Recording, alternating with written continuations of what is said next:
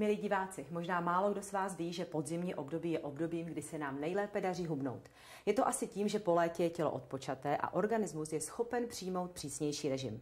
Možná si také řeknete, proč hubnout před Vánocemi. Já osobně si myslím, že zhubnout nějaké to kilo před Vánocemi je to správné rozhodnutí. No a jak na to máme jít, o tom si budeme povídat s dnešním hostem. A tím je odbornice na diety paní Kateřina Peroutková. Dobrý den. Dobrý den.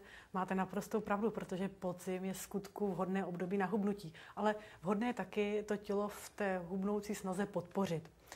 Současným hitem v hubnutí jsou proteinové diety, protože fungují asi nejrychleji ze všech dostupných diet.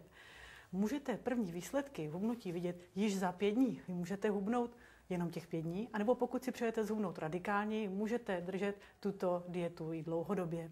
Potom se doslova stává tato dieta expresem do menších velikostí. Říkala jste proteinová dieta. Mě by zajímalo, co to proteinová dieta je a jak vlastně funguje. Během této diety tělo přijímá ve zvýšené množství bílkoviny, současně radikálně sníží příjem sacharidů, tuků a celkově energie. Normálně tělo získává energii právě rozkladem sacharidů, které přijímá ze své běžné stravy. Nicméně během této diety je jejich přísun snížen, takže organismus přepne do úplně jiného metabolického stavu, kterému se říká ketóza. A během ketózy získává velmi rychle energii právě štěpením svých vlastních tukových zásob. Takže ketóza je stav, kdy tělo odbourává vlastní tukové zásoby. A jak se do takové ketózy dostanu? Úpravou stravy.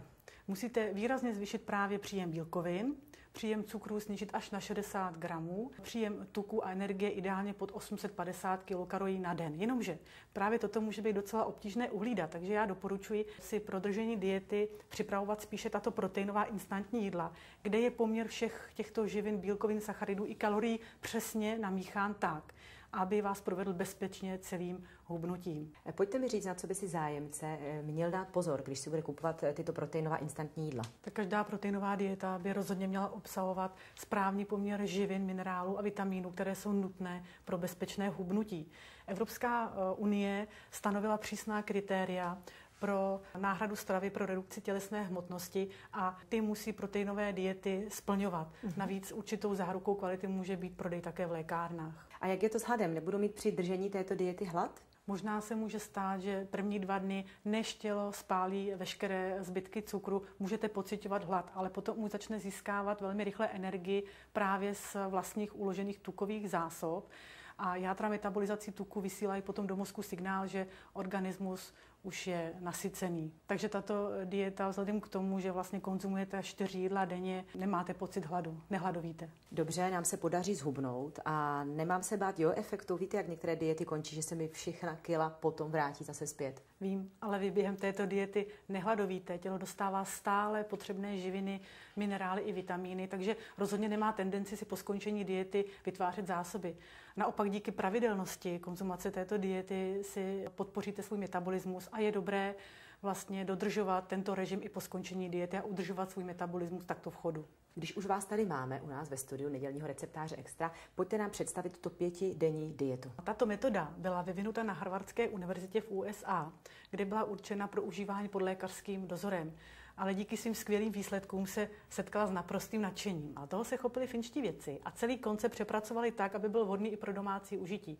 To znamená bez počítání tuku, kalorií, dokonce i bez přidaného pohybu. Navíc 5denní dieta Express Diet splňuje přísná kritéria, která byla stanovena Evropskou unií pro náhradu stravy pro redukci tělesné hmotnosti se sníženým obsahem energie a navíc neobsahuje ani glutamat sodný, ani barviva, ani přidané látky. Tato krabice obsahuje instantní proteinová jídla, je to dieta na 5 dní. Obsahuje 20 sáčků s instantními jídly. Můžete tam najít sladká jídla, jako jsou kaše, třeba jablčno-skořicová kaše, nebo dokonce čokoládový koktejl. Ze slaných jídel tam můžete najít rajčatovou polévku anebo sýrový krém. Tak, jak ji tady vidíte, si ji můžete koupit za 1475 korun na www.5dennídieta.cz z pohodlí domova a navíc se tam můžete dozvědět mnohem více i o této dietě. A nebo si ji můžete koupit normálně v lékárnách. Já vám moc krát děkuji za návštěvu u nás v nedělním receptáři Extra. Mějte se hezky a nashledanou. Děkuji, nashledanou. No a vy, milí diváci, si můžete objednat všechno, o čem jsme se tady teď bavili. Mějte se moc krásně a zase příští neděli na viděnou.